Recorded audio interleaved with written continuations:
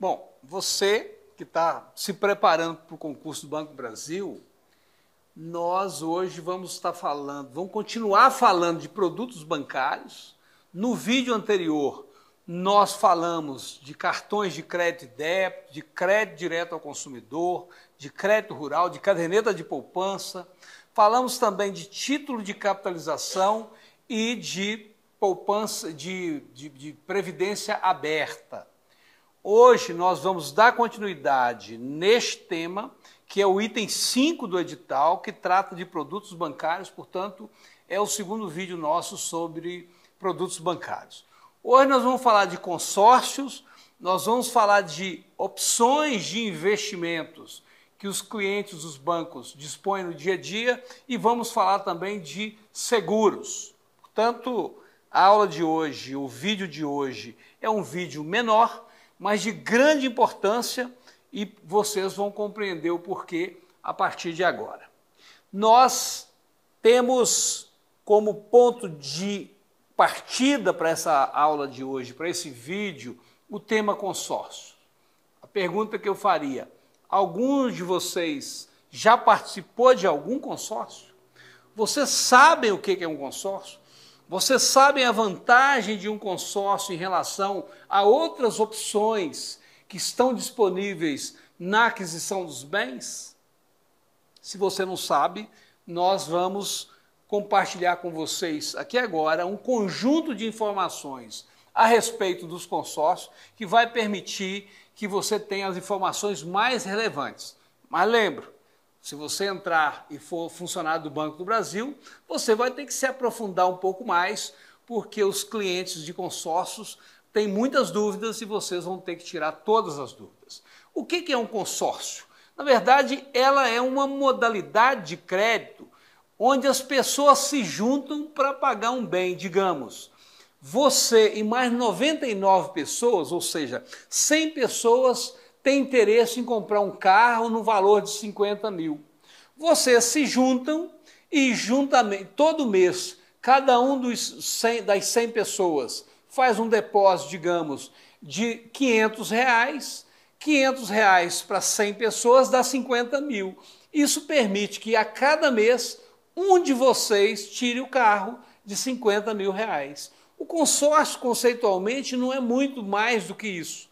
É um grupo de pessoas se reunindo, cada um depositando mensalmente um valor e para cada mês uma das pessoas retira o bem associado ao consórcio. Só que, apesar da simplicidade conceitual do consórcio, existem várias informações que são muito relevantes e que você precisa saber e que nós vamos estar compartilhando com vocês. Primeiro, ao contrário do financiamento normal, em que você pega o dinheiro emprestado e depois paga, aqui você paga o consórcio antes. Então, veja bem, um conjunto de pessoas está pagando o veículo, no caso do exemplo que nós demos, do carro de 50 mil reais, antes. Então, você tem 100 pessoas, cada um depositando 500 reais, e isso forma 50 mil reais por mês. Cada mês uma pessoa é sorteada e adquire o carro, ou seja, você está pagando antes. Lógico que aquele que é sorteado ele vai continuar pagando até chegar aos 100 meses e isso faz com que ele receba o veículo antes de pagar o valor por completo. Mas qual a diferença? Aí é que entra a importância do consórcio em relação às demais linhas de financiamento. Os juros para você comprar um veículo de 50 mil provavelmente vai fazer com que o gasto total que você tenha com o veículo seja da ordem de 100 mil. Pode observar, quando você comprar um veículo financiado, pegue o valor das prestações, multiplique pela quantidade de prestações e compare com o valor do veículo à vista. Você vai chegar a um valor que você vai desembolsar equivalente a quase o dobro do veículo, ou até mais do que o dobro. Já no consórcio, pode observar, você vai comprar um veículo para o consórcio, você vai gastar aí na faixa de 25% a mais só. Então, um veículo que custa 50 mil vai te custar, no máximo, aí, 60 e poucos mil reais. Portanto, a vantagem do consórcio em relação ao financiamento convencional é que você vai despender um valor financeiro bastante inferior do que aquele que você despenderia se você fizesse uma compra financiada. Então, o consumidor não paga juros no consórcio. O consórcio é uma forma de fazer uma poupança forçada. Vamos imaginar você que não está preocupado em retirar o carro neste momento, porque você já tem um carro mais velho, mas que está atendendo a sua necessidade. O que você está fazendo? Você está fazendo uma poupança para, ao final do prazo, ter o dinheiro para você comprar o carro à vista. Isso te tira da armadilha do empréstimo bancário. Então, essa é a sua principal vantagem. E você, diferentemente dos empréstimos bancários, que você paga uma taxa de juros, aqui você vai pagar uma taxa de administração. Para quem que vai essa taxa de administração? Para a empresa de consórcio. Então, a empresa de consórcio, ela tem o trabalho de encontrar, neste exemplo que nós demos, um exemplo de 100 pessoas. Ela vai ter o trabalho de encontrar essas 100 pessoas, de compatibilizar os valores que cada um de vocês queiram. Portanto, se o consórcio é de 50 mil, ela tem que encontrar 100 pessoas que queiram fazer um consórcio aí de 50 mil reais. Ela tem que compatibilizar vários fatores. E para ela fazer isso, e para ela controlar a contribuição mensal de cada um, para ela depois emitir a carta de crédito, que vai dar direito para você ir na loja e comprar o veículo, para ela fazer tudo isso, ela cobra uma taxa de administração, que é o custo que você tem em relação ao consórcio. Essa taxa de administração normalmente gira em no máximo 25% do valor do consórcio. Portanto, o consórcio é uma boa alternativa para a aquisição desses produtos. Hoje você tem consórcio de imóveis, você tem consórcio de máquinas, você tem consórcio de serviços, você tem consórcio de veículos, você tem uma variedade enorme de consórcios. Na verdade, o consórcio poderia ser feito para quase tudo, mas, como eu disse anteriormente, você tem que compatibilizar interesses. Então, você vai tomar conhecimento de consórcio relacionado àquilo que gera interesse ou desperta interesse em um grupo grande de pessoas. Portanto, entenda um pouco do consórcio e a importância do consórcio, e principalmente em relação ao custo. Se cair na prova do concurso do Banco do Brasil, uma das possibilidades mais prováveis de cair é aquilo que compara o custo que você tem com o consórcio vis-à-vis o custo que você tem com um financiamento tradicional. Este é o ponto principal do consórcio. Ele é muito mais barato do que o financiamento tradicional.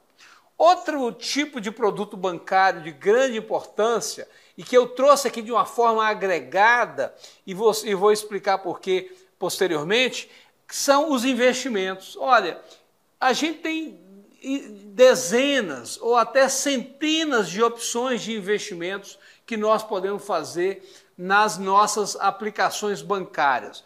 Nós já falamos anteriormente da caderneta de poupança. Nós fizemos um recorte específico da caderneta de poupança pela importância da captação da caderneta de poupança para você financiar aquelas atividades que nós falamos. Você financiar o crédito rural, o crédito imobiliário, o crédito direto ao consumidor. Por isso que a gente colocou uma lupa na caderneta de poupança. Mas para você que vai investir aquela economia sua, você tem outras opções de investimentos e aqui nós vamos compartilhar com vocês em grandes linhas algumas dessas opções. Primeiro, é importante que vocês observem na primeira linha do PowerPoint a renda fixa.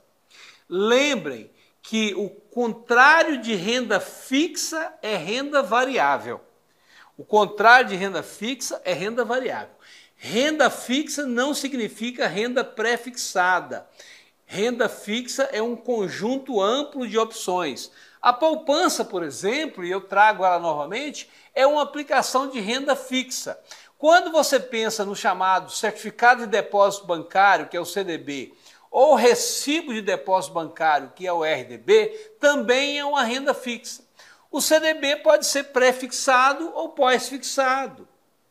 Você tem os títulos públicos federais, que é uma variedade enorme, nós falamos isso quando nós falamos em Tesouro Direto, nós falamos da LFT, que é um título que é indexado à taxa Selic, nós falamos da NTN-B, que é indexada ao índice de preço ao consumidor ampliado ao IPCA, e falamos também da LTN, que é um título pré-fixado. Veja bem, todas aquelas aplicações são aplicações de renda fixa e que representam os chamados títulos públicos federais que eu destaco. Mas nós temos hoje uma variedade enorme de títulos privados. Nós vamos estar vendo num vídeo posterior as chamadas operações de mercado de capitais, e lá nós vamos estar falando de alguns títulos privados. Mas são inúmeras as possibilidades.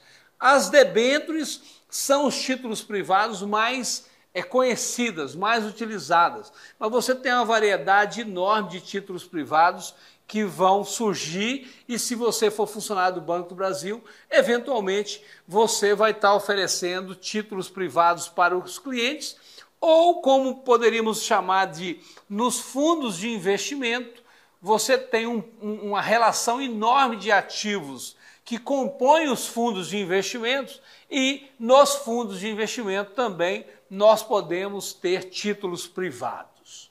Como eu disse, o contraponto da renda fixa é renda variável. E aí você não erre se cair na prova. Renda variável para nós é o exemplo mais apropriado para a gente se referir à renda variável é o investimento em ações. É quando você é acionista de empresas. Tem outras modalidades de renda variável. O próprio debêntures que eu citei no item anterior como título privado, tem debêntures que pode ser indexado ao mercado acionário, mas de um modo geral ele é renda fixa. Agora, a renda variável mais comum é o mercado acionário. Aí eu pergunto, você já investiu em ações alguma coisa? Se você quiser ser acionista do Banco do Brasil, você pode ser. Você pode ser funcionário do Banco do Brasil e acionista do Banco do Brasil. Com R$1.000, mais ou menos, você consegue comprar ações do Banco do Brasil, e quando você fizer isso, você pode dizer para os seus amigos que você aplica em renda variável. Porque quando você aplicar em título público, quando você aplicar em caderneta de poupança, você está aplicando em renda fixa, que pode ser pré-fixada ou pós-fixada. Outras opções de investimentos importantes são os fundos de investimento.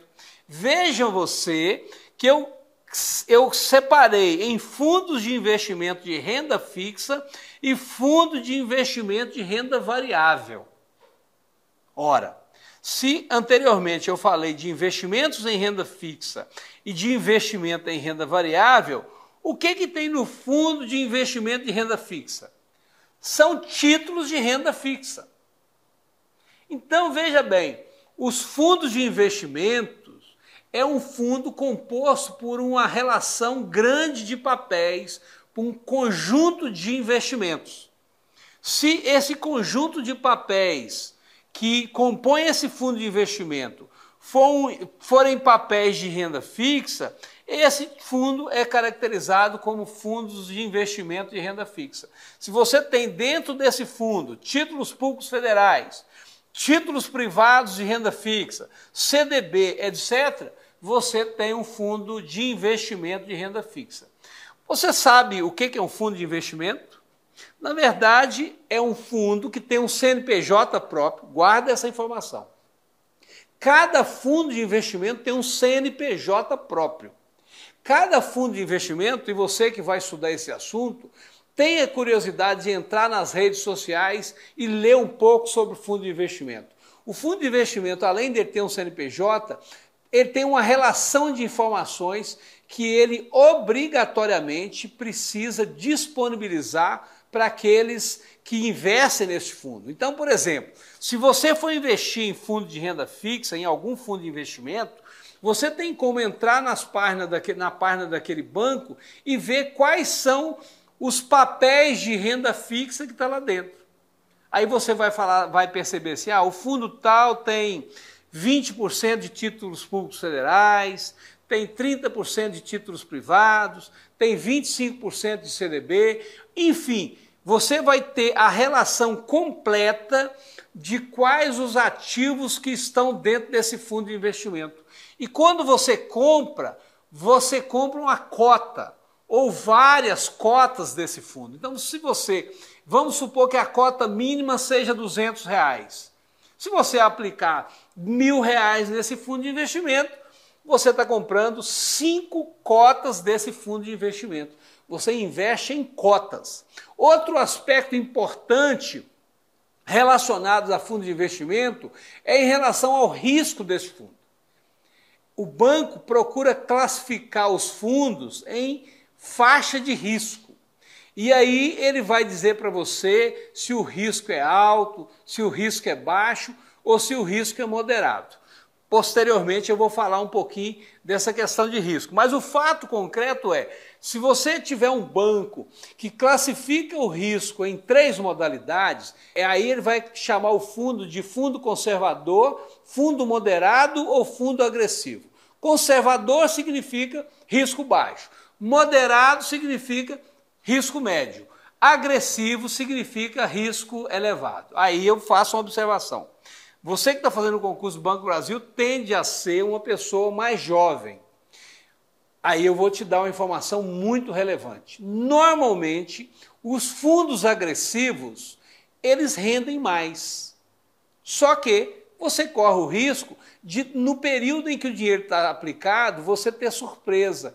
De repente, esse fundo tem um volume grande de aplicações numa determinada empresa e se as ações dessa empresa sofrem uma queda muito brusca, o fundo de investimento ele sofre o impacto dessa queda no mercado acionário. Isso eu estou falando se a gente estiver fazendo referência ao fundo de renda variável, que é o fundo onde tem dentro do fundo uma grande parcela de ações. O que as administradoras de fundo de investimento fazem? Elas procuram diversificar os ativos que compõem o fundo.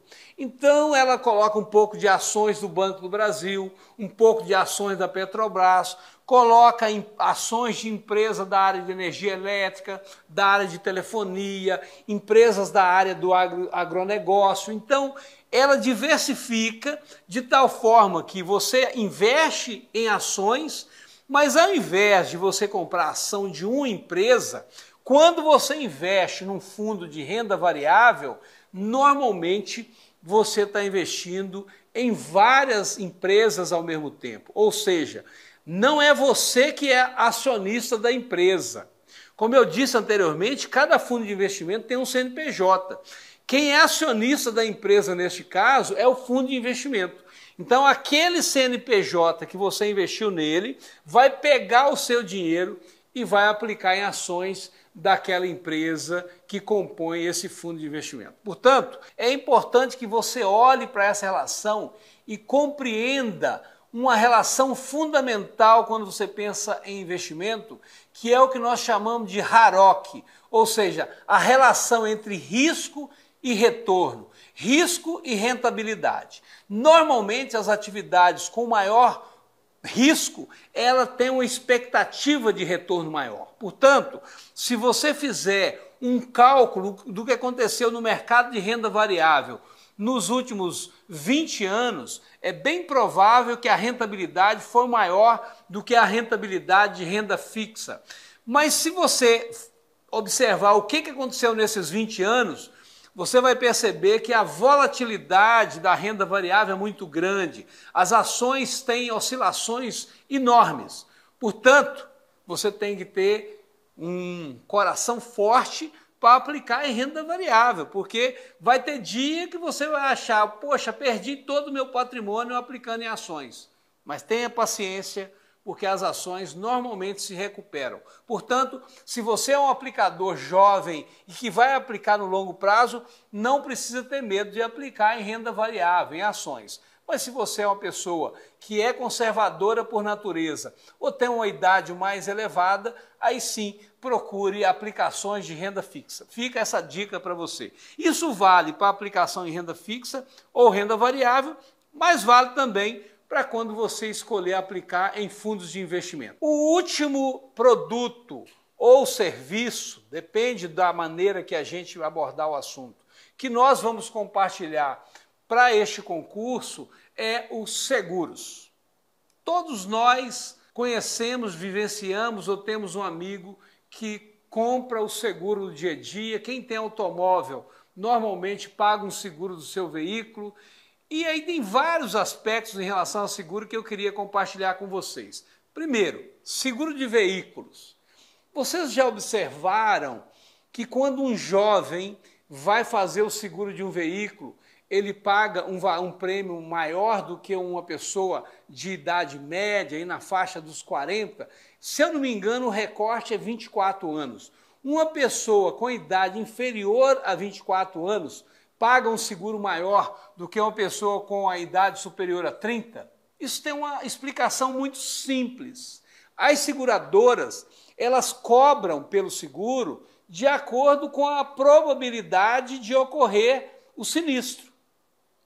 Como os jovens são mais afobados, mais atirados, há uma probabilidade maior de acontecer sinistros em veículos dirigidos por jovens do que por pessoas de uma idade mais moderada. Portanto, os jovens, de um modo geral, pagam um prêmio no seguro de valor mais significativo.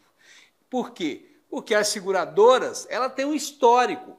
Outro recorte importante em relação ao seguro é em relação às mulheres. Normalmente, as mulheres são mais cuidadosas. De um modo geral, as mulheres pagam uma tarifa de seguro um pouco abaixo dos homens. Isso não é regra, mas são referenciais importantes e que vocês precisam saber que as seguradoras utilizam esses recortes para definir quanto ela vai cobrar pelo seguro. Esses referenciais são muito importantes. Outros referenciais importantes em relação ao preço do seguro é o tipo de bem que você compra. Eu estava observando que tem um carro da Fiat, que é o Uno Mille, era o carro mais barato no mercado. Mas se você observasse qual é o seguro pago em cima do Uno Mille, ele era muito elevado comparado ao preço total do carro. Por quê? Porque era um carro muito visado nos assaltos. Portanto, a frequência com que aquele item é roubado ou a frequência com que aquele item sofre algum tipo de sinistro também altera no valor que você vai pagar pelo seguro.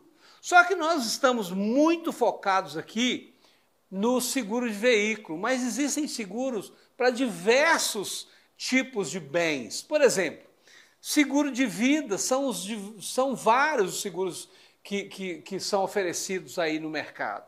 Seguros de bens, seguros patrimoniais, por exemplo, existem os seguros residenciais. Os seguros residenciais, você vai observar, se você tiver curiosidade, de entrar na plataforma de uma seguradora e verificar quanto é o prêmio de seguro de uma residência, você vai se surpreender. Uma casa que vale aí R$200 mil, com diversos bens móveis dentro dessa casa, você vai pagar aí R$200, R$300 de seguro por ano. Se você for comprar um seguro de um veículo que custa este valor, você vai ver que você vai pagar R$2, R$3 mil. Veja bem, o seguro do veículo ele é proporcionalmente muito superior ao seguro do imóvel. Por quê? Bom, primeiro que o imóvel não corre riscos que o veículo corre, porque o veículo está circulando, ele pode sofrer algum tipo de avaria ali no trânsito, pode ser roubado. O imóvel, o tipo de sinistro mais comum é o assalto a residências.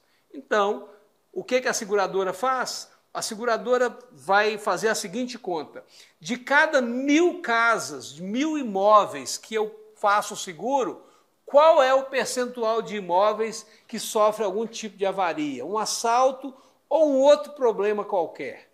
Eles vão ver, vamos supor que em cada 1.000, um seja assaltado. Bom, ele vai usar essa informação para estabelecer o seguro que ele vai cobrar de você. Na minha casa, por exemplo, caiu um relâmpago numa árvore de Natal que nós fizemos no jardim e queimou todos os aparelhos eletrônicos, porque essa árvore estava ligada à energia elétrica da casa e um relâmpago queimou vários eletroeletrônicos da minha casa. É um caso raro. É um caso raro. Então, lembre-se, seguros são os mais variados e aqui eu trouxe para vocês alguns itens que são segurados. O primeiro que eu cito é o seguro patrimonial, que eu acabei de citar. Nós temos riscos especiais, que eu vou falar um pouquinho depois, mas nós temos seguro de automóvel, que é o mais comum e o mais conhecido. Seguro de vida também hoje é bastante comum. Mas eu queria chamar a atenção para os seguros especiais, porque ele tem uma natureza própria. Você pode fazer seguro, por exemplo, de acidentes. Eu citei, quando eu estava falando de seguradoras, de uma artista famosa da Rede Globo, que fez seguro da perna dela. Por quê? Porque ela fazia apresentações teatrais e o instrumento de trabalho mais importante dela era a perna, porque ela dançava no palco, etc. Então você pode ter seguro, por exemplo, que eu poderia traduzir esse seguro em segurar a perna da artista. Então essa artista fez um seguro das suas pernas, porque as pernas é que permitia que ela pudesse fazer os belíssimos shows e apresentações que ela fazia no palco. Portanto, aqui eu trago uma relação de itens que são segurados. Um seguro que eu gostaria de compartilhar com vocês são seguros de bens de valor muito relevante, de valor muito significativo.